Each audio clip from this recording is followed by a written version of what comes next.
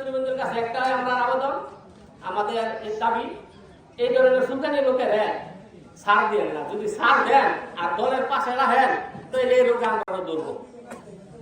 এই রোগটা তো আমরা না হয়, এই জিনিসটা আমরা একটু দেখতে হবে। আর আমরা এখনো কিছু কিছু লোক আছি, জিম্বি আছি, আমি হলো জিম্বি হই, জিম্বি ছাড়া না। কারণ যেহেতু আমি একটু ছোট কর্মী, আমার বড় নেতার সাথে গিয়ে হ্যাঁ একটু উড়া বসা হয়, একটু কথা হয়, হ্যাঁ, এই কারণে কিন্তু হ্যাঁ আমরা বিভ্রান্তি সৃষ্টি করতেছে, আমরা মানে ঝামেলা করতেছে আমার সাথে, আমরা কিন্তু বলতে পারিনি।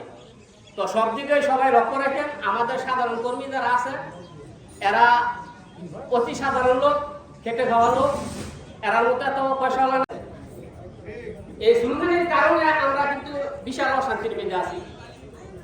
আর এরা যদি একটা সাধারণ কর্মী যদি একটা লোকের সাথে, ভালো লোকের সাথে ঝগড়া করতো, তখন বলতো যে এরা হিরু সাহেব হয়েছে গা, কামরুল সাহেব হয়েছে গা, এরা বড় নেতা হয়ে গেছে, নেতারা মারা হয়েছে, লোকে মারা হয়েছে।